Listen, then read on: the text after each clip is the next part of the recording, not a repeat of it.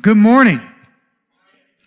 Hey, there's many of you in this room that I don't know. My name is Stephen. I'm the pastor here at Redemption. Thank you so much for joining us at our first ever Greater Conference. I'm excited for what we're all going to get to experience this morning. The other speakers, the worship we've already had, the worship we'll have later on. I also want to say hi to all of you watching online today. Thanks for joining us via wherever it is that you're at this morning. A few months ago, we sat down and we started to chat as a church staff and ask ourselves the questions, for our church to continue to do what we need to do, what are some of the moments that we need to create for people in our congregation?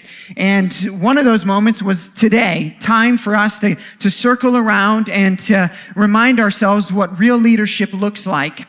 And then we had the great idea of inviting some of y'all to come and join us because we thought that would be more fun.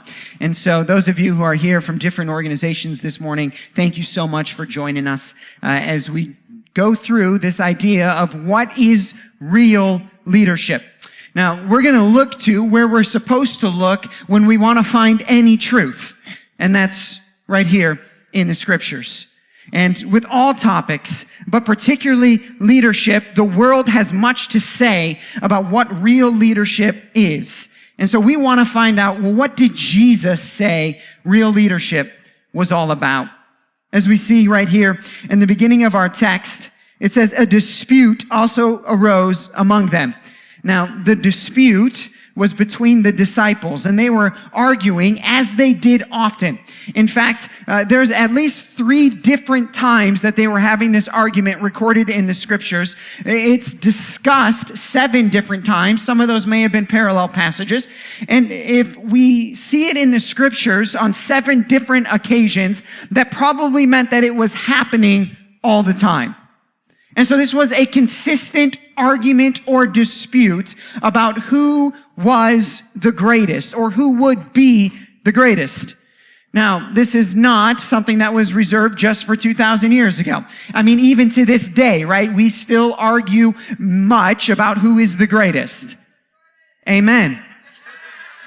And some questions are answered for us, right? We even have a term to talk about this now, right? The GOAT, the greatest of all time. And it's a basketball dispute, and we already answered it, Michael, right? Sometimes it's a football dispute. Who's the GOAT? Who's the greatest quarterback of all time? And I think that was answered for us 2 weeks ago, right? We know. Listen, everyone's like, he's a product of the system. No, he is the system, okay? He is the system. Every recess, the kids argue about who's the greatest. Every sports bar, you're arguing about who's the greatest. And then in every facet of life, we have magazines and publications and awards to describe or to define or to label who is the greatest. And so this conversation that they're having was about the most normal conversation that people have. Who's going to be the greatest? Now, another way you could look at this is perhaps the disciples were young enough to look at Jesus and think maybe there would be a moment when he wouldn't be around and one of us would get to take over. And so they're asking like, hey, what's the succession plan here? Like, who gets to take your spot if something happens to you? Who's the greatest? Who's going to rise up among us? And Jesus, every time he answers this question with them, he has a pattern, a rhythm to the answer of the question, as if he was trying to teach them and us something through the answer. And so this morning, what I want to do is I want to look into Jesus' answer. And I want to see first what Jesus is calling fake leadership. And then he always has this transitional statement when he's talking about this, something to this effect, but not so with you. Or in other words, we're going to do it differently. In my kingdom, we will measure leadership or greatness. He uses the words interchangeably in the text. We're going to measure it or do it differently. And then he talks about what real leadership is. And so that's just what we're going to do. And this morning, this is the sermon. I just want to explain what fake leadership is in Jesus' mind and then transition into what he says real leadership is. Under this idea that when Jesus teaches principles, And when Jesus teaches us how something is supposed to actually work, he's not just teaching us how it works in the church or in a spiritual endeavor. He's actually teaching us how it works best in anything. And so these principles apply everywhere, as you'll see later on in our day as well. Who's the greatest? They argued. And Jesus said to them, the kings of the Gentiles exercise lordship over them, and those in authority over them are called benefactors. This is Jesus's description of fake leadership. He categorizes it into two different elements. First, he says, the first element of fake leadership is that they exercise lordship over them. The second element is that they are called benefactors. These are the two ways that Jesus describes fake leadership. The first, the leaders, exercise lordship or authority, a different translation says, over them. I mean, even the usage of the pronouns begins to speak to something. It's just them. It's just them, the congregant. It's just them, the employee. It's just them, the citizen. And the first element of this, exercising lordship over them, let's break it down a little bit here on what Jesus is getting at.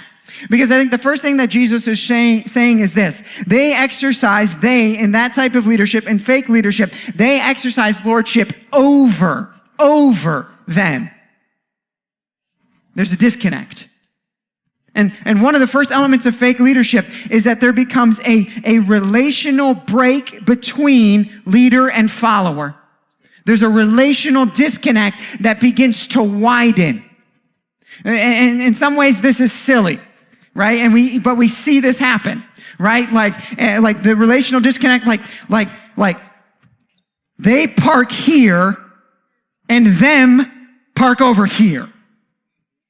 They get to eat here in this cafe, and them have to eat over here. Right? Like even in the most subtle of ways, we begin to break down the relational connection. We create perks for the leaders that don't exist for the followers. Right? We create rules for the followers that the leaders don't have to follow. And there becomes a relational breakdown, and the two camps emerge, leader and follower. And Jesus says this is fake leadership. This is fake leadership. You can begin to tell that you're starting to operate in the realm of fake leadership when the relational gap between leader and follower, and then the systems that come out as a result begin to split everybody into two camps. Okay? That's the first part. He says you're exercising authority over them, right? Second part then of this, I believe Jesus is teaching. You exercise authority over them. In fake leadership, there is no restraint to the use of the authority that the leader has. Remember, Jesus is speaking this into a time of maybe one of the most worldly, famous leaders ever, Caesar, right? Very little restraint of his authority or his power. And Jesus is saying in fake leadership, what they do is they exercise the full might of their authority over them. What might this look like? Full might of authority. Maybe it's like you're the leader and you have a greater intellect than the follower, and so you just intellectually beat that person down, right? Or the full extent of your authority is I'm boss and I said this and you do. The full extent of not holding back on the authority is what the fake leader does, is they realize the position, the status, the power, the wealth, the force of whatever other systems have been built in to supplant their leadership, and they will use it in full force to make sure there's compliance. I'm going to contrast all this, by the way, with real leadership later. Just setting up what fake leadership is. And so the first part of fake leadership, there's a relational disconnection. The second part of fake leadership is that there is no restriction, or there is no restraining of the authority or the power. They will use whatever they have to get their point across. Third, Third element, they exercise authority over them. The third element here is this. They're exercising authority. Why are they exercising authority? So that they can, as I just alluded to, force compliance. And so the third element of fake leadership is this. They never have to rally. They can always just force. I can just push you. I can make you do this. And so, whether this is in the church and you're telling people, hey, this is what you're doing and you're going to do it, or you're no longer going to be a part of this, right? Or this is in the business and if you don't, then you will get fired. And what happens under this type of fake leadership is that, let me break things down into three camps. On camp number one, you have the people who want to. In camp number two, you have the people who have to. And then I would say there's like a third camp, which is like you are threatened to. And in fake leadership, they're never operating out of rallying people to the cause and moving in them to want to do something. In fake leadership, they can just be fine operating in the you have to do this. You have to do this or you'll get kicked out of the church. You have to do this or you will get fired. You have to do this, or you even go further and you say, we're going to threaten you. Like, I mean, we exist in a world right now where there's a lot of threats, right? Like, you will do this or you'll go to jail or we'll kick you off of Facebook or we'll, like whatever it might be. And we operate out of this like we move people based on the threat of force. And so here's Jesus saying, here's how you can identify fake leadership. Is there a relational disconnect that's occurring between leader and follower? It's a sign of fake leadership. Is there no restraint ever of power, authority, might, superiority? It's a sign of fake leadership. He says, are the people following because they have to, or they're threatened to, or because they want to? Because if it's in either of those two camps, it's fake leadership. Okay? That's the first one. That's what when Jesus is saying they exercise lordship over them. Here's the second one. He says they're called benefactors. He says that the fake leaders, they're called benefactors. The first element of this is that they're called something. Don't we know you can be called something that you aren't? Like, you can call somebody anything that you want to call them. That doesn't mean that they are. And other people can call themselves whatever that they want to be called, but that doesn't mean that they are. And in this, Jesus is saying they're called benefactors. I think what Christ is getting at is this. I think he's saying they're more interested in what they're called than what they accomplish. He said the leaders in the fake leadership, a sign of it is when you're more interested in well, what will people know me as? What will my title be? What will my role be? In church, this is like, okay, so am I just a volunteer or do I get to be called intern? Am I an intern now or do I actually get to be called staff member? I'm a staff member, but when do I get the pastor title? In retail, it's like, do I get a polo? Like, when will the word assistant manager be placed? When are we going to tell everybody else? And one of the signs of fake leadership is when you're more interested in what you're called than in what you accomplish. This happens multiple times in church, right? Where somebody will show up and they'll have been here for like 1 week or 1 hour. And all of a sudden they'll start asking the question like, hey, do you guys have any staff positions available? And I'll be like, I don't even know if you can vacuum, let alone hire you, because vacuuming is actually a prerequisite to ever being on staff. You're more interested. The sign of fake leadership is when you're more, and we see this at every age and every stage, where people chase a title, where they chase some type of status symbol, whether it's a label or a uniform. It's a sign of fake leadership. When we see it in younger people, we get an opportunity to go, well, you don't understand what you're doing. When we see it in older people, you go, how come you didn't learn this a long time ago? It's a sign of fake leadership. So they're just interested in what they're being called, not in what they're actually accomplishing. Second thing, they're called benefactors. They're called benefactors. Now, a benefactor is somebody who's supposed to be benefiting other people. And Jesus is saying here, they're called benefactors, but they're not actually a benefactor because all of the benefit of what it is that they're doing is actually pointing back to them, not outward. And so they're just called a benefactor. And so one of the signs of fake leadership, and this one I think is actually the most gut-wrenching because what it makes us stop and do is ask ourselves the question of when I'm leading, when I'm making a leadership decision, when I'm starting a new program, when I'm issuing a new hey, this is where we're headed and this is what we're doing. When we're doing all of those things, is it ultimately about benefiting them or me? Because the moment I launch a new bonus program, the moment we say, hey, here's where we're going to start heading as a church, and this is where I really see you fitting in. Is it really about where that person fits in because it's good for them? Or is it really about getting them to fit into the cog of my wheel, which is ultimately just going to benefit me? And he's saying in fake leadership, what happens is the fake leaders create systems, we call them government programs, where the point is to actually ultimately end up benefiting them and not the people that they're supposed to be serving. And Jesus says that's how you can find fake leadership. Just look underneath a little bit, and what you're going to see is that in the end, all of the ultimate benefits go back to the person who started the thing. So that's fake leadership. They're just called benefactors. They're not actually benefactors. They're benefiting. And so here's Jesus saying this is what fake leadership is. And then he says this, but not so with you. Not so with you. Not so in our kingdom. Not so in this kingdom, Jesus is saying. That's not how we're going to do it.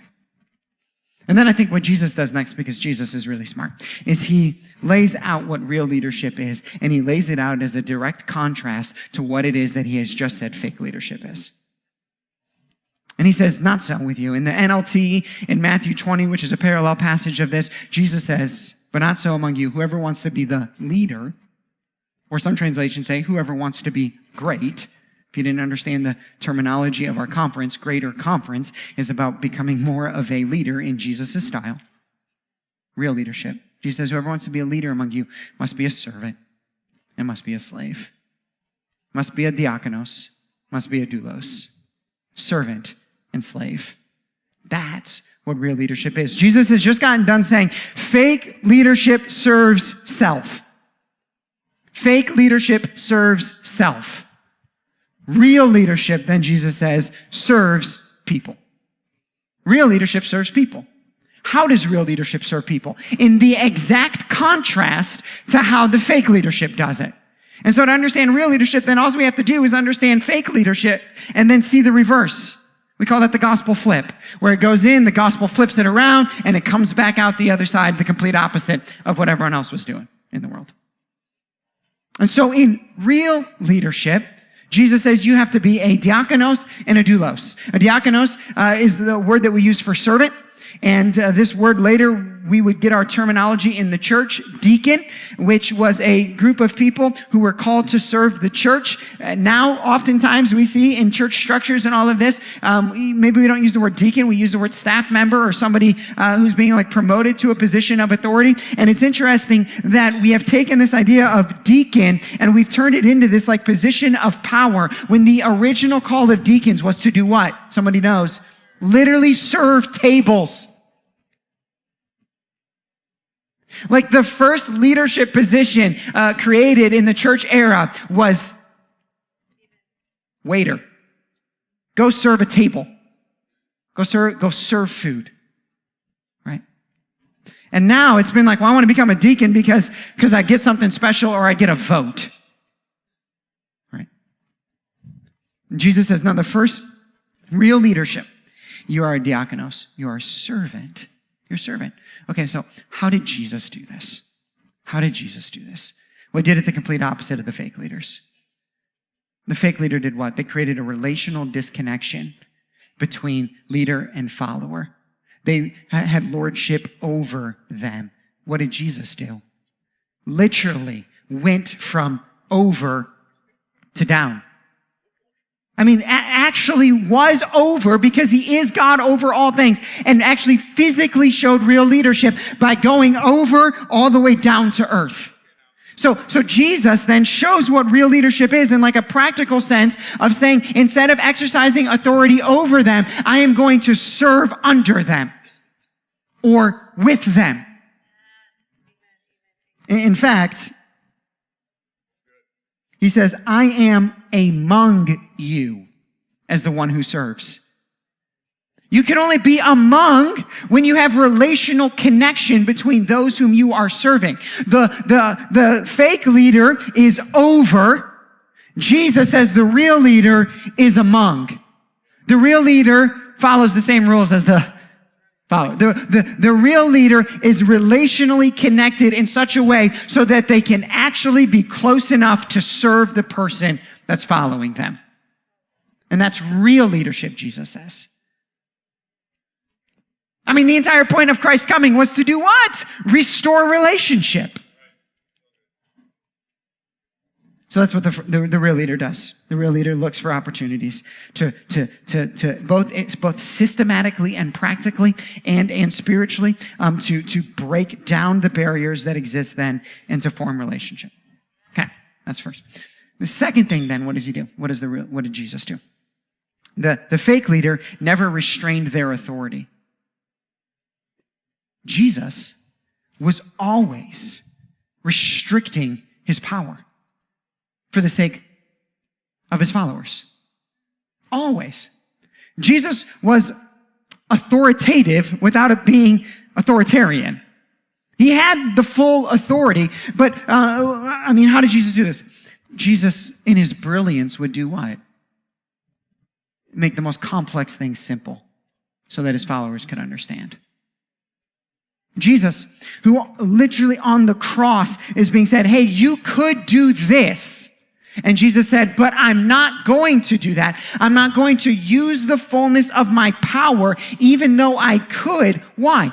So I can serve my people.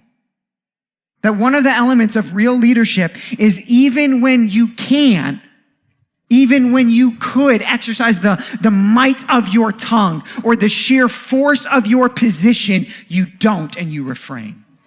Why? For the good of the follower. A couple ways that I think Jesus exercised this really well is in one of the ways is in how he restored people. How he restored people. How Jesus would use the position of he was perfect, right? And so when somebody in his little kingdom messed up, and I know everyone who leads something here thinks they're perfect and their employees always mess up, right? Or their people always mess up. And it's easy then in that moment to just step in and say, hey, because I'm perfect, let me step in and fix this. And Jesus, what would he do? How did he restore? Look how he restored people. Let it not be lost that the first person that Jesus commissions as a pastor is the person who had failed the most. Peter. Like Jesus was trying to teach us something. That the person in our organization who has failed the greatest might have the greatest opportunity to actually lead. He was teaching us something. He was teaching us that if we can refrain from lashing out and using the full authority of our position and actually restore as we're supposed to, then when we restore that person, then they might actually be the best opportunity for the thing to grow. It's possible that right now in your system and whatever it is that you lead, whatever it is that you do, that the person who has failed you greatest with the proper restoration might be the one who does the greatest. Another way I think this happened with Jesus, and this is kind of a tie into this, because I think this is important. When Jesus corrected, he always corrected without crushing. He always corrected without crushing. Now, we don't call it correcting anymore. Now we call it coaching, right? Because it sounds more modern. And so we call it coaching. I'm going to coach this person. I'm going to coach that person. Right? And Jesus, here's what I think Jesus knew about correcting or coaching, whatever word you want to use. Jesus knew that every time he had an opportunity to correct or coach someone, that it was either, and we see this in the text all the time, that it was either the beginning of that person's end or the beginning of their ascend to greatness. Every time he coached them, it was the beginning of the end or it was the beginning of their ascend. For the rich young ruler, Jesus stepped in, he said, let me show you what we're going to do. And he said, yeah, I'm out. It was the end. To Peter, he said, Peter, this is how we're going to do this, and this is how we're going to work. And what was it? It was the beginning of Peter's ascent. It means that you and I, every time that we have an opportunity to correct or to coach somebody, have to look at that moment and realize this is either going to be the beginning of the end, or this is going to be the beginning of this person's ascent to greatness. What an opportunity. What an opportunity that we have. And so Jesus here, he's reversing all of these things. Now, the third thing, right? The first thing was that the fake leader doesn't rally, they force. Well, look at Jesus. Jesus always rallied, not forced. Jesus always wanted the people who wanted to. He doesn't look and say, you have to, and he doesn't threaten them to, and he had a pretty good threat, like, hey, if you don't do this, you're going to hell. Right? Like that's a pretty good threat that he could have used. But what does Jesus do instead? Instead, what he's doing is he's constantly rallying them to the mission and to the call. Now, you might say, well, then, Jesus had a pretty compelling vision, and he did. And that's important in this. But what it's also important for us to see in this, that what the real leader does is they set up the vision and they set up the mission of what we're trying to accomplish, because they want everyone who's going to be following them to want to. Because unless you get people to want to, then they will never do the things that you want them to. They will never sacrifice the way they need to unless they want to. People in the have to and the threaten to, people who are hanging out in this camp because our leadership is about forcing instead of rallying them, they might for a moment, but they either, when it gets hard or there comes a better opportunity, they're going to abandon. Real leadership, Jesus says, rallies people to, and then they'll be willing to sacrifice for what you're calling them to. And so Jesus gets done at the end, and a bunch of his people leave, right? One of his speeches. And they're all gone. And they've disappeared. And Jesus kind of looks at the disciples like, hey, y'all leaving too? And they go, we don't have anywhere else to go. Why? Because he, in his leadership, had moved them to a place of them saying, we want to be here. We don't care how hard the teaching is, and we don't care how tough it gets. We're sticking in. And you know that when you lead properly along the way, that when things get tough, when pandemics happen, when trouble happens to your ministry or your business or whatever it might be, that all of a sudden, the leadership that you have been planting all along, the want to versus the have to or the threaten to, that those people in the want to camp become the people that you walk through the difficult season with, and all of the people in the have to or the threaten to camp quickly leave.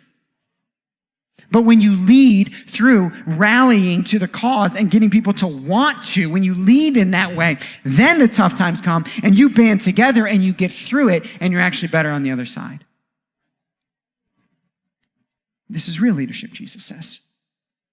Real leadership. Now, the other element of fake leadership was that they're called benefactors. They're called benefactors. They weren't actually benefactors. And Jesus says the opposite of this is being known as a slave. A slave. See, the benefactor has what? The fake leaders have what? They have slaves. They have slaves who ultimately bring them benefit. Jesus is saying we get to be slaves who ultimately bring other people benefit. And Jesus says, and he's using this term slave, doulos, which means galley slave, which is also a term that Paul would use much later. It was a position on the boat that meant you do the worst of the worst jobs. No job too small for the leader. Like as if Jesus is saying here, the sign of a place that has real leadership is when you walk in and you see someone cleaning the floors or the bathrooms and you think to yourself, not, oh, that must be the janitor. You think, oh, that must be the owner. That must be the owner. Because they're doing the worst of the jobs. Lowest of the low. That's what Jesus says. That's what real leadership is. No job too small for the real leader. No job too small. The slave knows three things. The slave knows this, that what he gets done is more important than what he's called. Why? Because he's always going to be called a slave. So the slave has realized titles don't matter anymore. Status doesn't matter anymore. When you're a slave, you're a slave, you're a slave. And so title, status, promote, all of that doesn't matter. Only thing that matters now is what can I get accomplished? And so Jesus says we're going to be slaves. And what we're going to do is we're going to focus on not what we're called. In fact, that's why Jesus said, I will not count equality with God. Or Paul wrote this about Jesus. He didn't count equality with God as something to be grasped. He gave up his title so that he could be a slave. And the slave knows it's about what I get done, not what I'm called. And this can creep into at any moment in our lives, at any level of our leadership. From the beginning to the end, where we want a greater title, we want more recognition, or we want people to know how we're doing or know what, and the example Jesus gives us is stop worrying about that and just worry about getting done what I've called you to get done. That's what the real leader does. Next thing the slave knows is this. The slave knows that the slave's ability to self-discipline him or herself will directly impact how much gets done. And I think this is a biblical principle. Paul says it this way, I beat my body and make it a slave so that I might not be disqualified. Jesus knew it this way. Jesus would often withdraw to do what? Pray. He would often withdraw to isolate himself. At the very beginning of the ministry, Jesus is out in the desert and he's being tempted by all of the things that that leaders get tempted with, right? Power and wealth and status and basically everything that is the opposite of real leadership. The fake leader, Satan was basically calling Jesus to be a fake leader. That's what he was doing in the desert. He's calling him to be a fake leader. And Jesus, in his self-discipline, gets through that season of temptation. And in his humanity, had Jesus not, what happens to the rest of the mission? It's gone. What did Jesus know? That his self-discipline and self-control was directly tied to how well the thing he was leading would do. This might be the most personal I get this morning for you, and it's this, that your self-discipline, and later when Paul was describing the qualifications of an elder, what Paul was doing is not just saying, hey, this is how I need you to live. He was saying, no, this is how the people live who are actually able to do the job. He wasn't saying, live like this, and then you can become an elder. He was saying, I need elders who already live like this because that shows me that they'll be capable. Real leaders know that I have to self-discipline myself so that I can be positioned to actually slave myself out then to other people. I once had a staff member who could never show up on Sunday not looking hungover. I don't know if they were actually hungover. I hope not. I think they were just tired. And eventually it was, if you can't be self-disciplined enough to know that Sunday morning is the thing that matters most and that you need to get enough sleep on Saturday night, then there's no place for you to be a leader around here. Because you and I, our self-discipline, the way we discipline ourselves, will have a direct impact on the success of what it is that we lead. And right now, there might be one of you out there going, man, if we could just get this going, or if we could just work on our strategy, or if we could just do this, then the thing would keep growing. And what actually needs to happen is you just need to begin to discipline yourself enough to get yourself figured out. And then all of these other things are going to line up. I was listening to a podcast with the pastor of the largest church in the country, and he was talking about how they were working through COVID. And as he was doing it, he had to interact with another leader that he really respects. And he said, here's what happened. That leader called me in to his little office. I was at his thing. This is the guy who leads the largest, it was Craig Rochelle. He leads the largest church in the country. And he said, he's sitting there talking to this other guy that he respects. And he said, hey, I'm not interested in your strategy right now. I'm not interested in the new initiatives you guys are going to do. I've got 3 questions for you. How are you sleeping? How's your wife? And are you still exercising? Because if you've seen Craig Rochelle, he likes to exercise. And the other guy said to him, man, as soon as you figure those 3 things out again, all this other stuff's going to take care of itself. You're a good enough leader. But once you get your self-discipline down enough, once you begin to then, and that's exactly what Christ did. Christ knew, I got to get away to pray. Christ knew, I got to get some time alone. Why? Because I'm going to have to slave myself out to these people. And if I don't have this time, then I can't be the slave that I need to be. Okay. Last thing. The real leader knows, or the slave knows, that the ultimate benefit always goes back to the owner. The slave knows that they are under someone else's authority. Jesus, as a real leader making himself slave, even Jesus placed himself under authority. And one of the signs of fake leadership is when leaders get to a place where they think there is no longer any authority over them. And one of the signs of real leadership is even if you are owner, boss, pastor, even if you are whatever, team leader, and you think there's no more authority, even Jesus knew that he had to operate under authority. Which means if we're going to operate as the leaders we need to, then we have to constantly remind ourselves that there needs to be some level of authority over us. And if you don't have it in this physical world, then go find it from him. Because even whatever it is that you're leading, if you don't have anyone over you, it's still his anyway, right? And so you're submitting yourself. And Jesus knew that he had always had to operate under an authority. And that by operating under that authority, it actually made him he could be a slave. Jesus could operate as a slave because he knew, I'm just serving my Father in heaven. Direct contrast.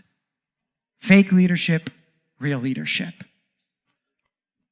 I would submit that much of the world looks the way that it does because fake leadership reigns supreme. And by the way, let's not get confused about the holiness of our mission versus the holiness of our leadership. Because you can have a holy mission and your leadership can be wholly worldly. Like fake leadership can operate in both kingdom contexts or church contexts just as much as real leadership can actually operate in what we would call secular contexts. It's not about the mission, it's about how you're leading the mission.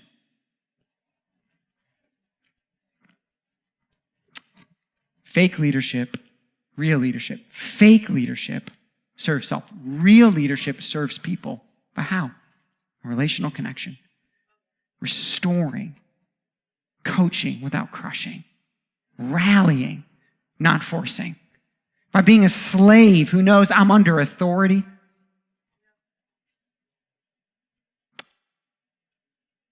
And we all know that Christ did this perfectly on the cross. And that the actual ability to become a leader like this is actually fueled in seeing Christ doing this for us, being melted by that, and then doing it for others. Now, what's the end aim of this type of leadership? Well, right here. You are those who have stayed with me in my trials. Why did they stay with them? Because they were so rallied, by the way, to the mission, because they were so relationally connected to Christ that they would stay with them in his trials. And what does he say? I assign to you as my Father assigned to me a kingdom, that you may eat and drink at my table in my kingdom and sit on thrones judging the 12 tribes of Israel. What's the end aim of this type of leadership? How do you know that it's real leadership at the end? You know it's real leadership at the end because the leader looks down at the followers and say, now I want you to have as much as I do. And fake leaders, they want to hold and control what they have at any expense. And real leaders say, you can have everything I have. I want you to grow into a place where we are sharing and partnering in this. And the end aim of real leadership then says, I want to bring up as many people as I can to share in the benefits of what I get to as the leader, which is exactly what Christ did. Real leadership serves people. Let's pray. God, thank you. Thank you, Jesus, for teaching us what real leadership is all about. And Father, the temptations of fake leadership are so strong. We get to beat somebody down when they're wrong. And we get these perks that feel great. We get titles or promotions, or people look to us as something. And Father, I pray that through the power of your Holy Spirit, you would help us, as you did in the desert, to resist that and to become the servant and the slave. Father, help us to lower ourselves as you did, to serve the people that we have been blessed to have follow us. Father, to grow in this ability to serve and to slave ourselves.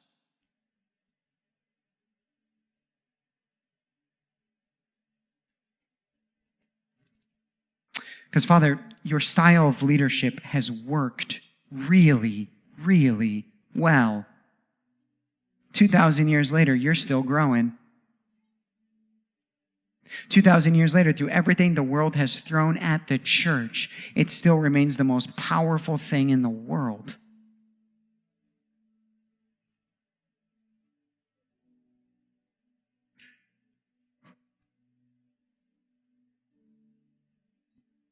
So we want to take a moment here at the end of our first session to let God work out whatever in you might need to be worked out. Or maybe you've fallen into the fake leadership trap somewhere. Maybe you do love that title a little too much. Maybe you feel like you've grown past the part where no job is too small.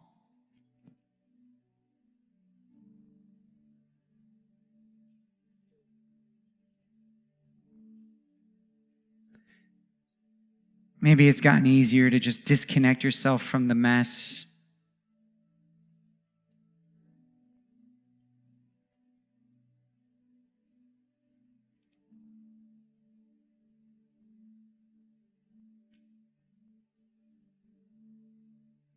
So, Father, speak into our hearts right now.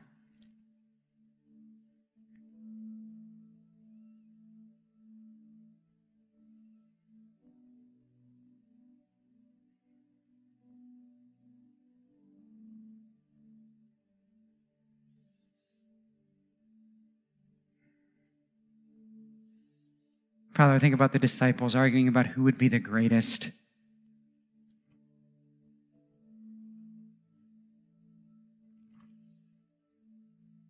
And you took a bunch of guys who, apart from you, nobody would have ever known their names. And now we're still talking about them 2,000 years ago. And their greatness came from one place: following you.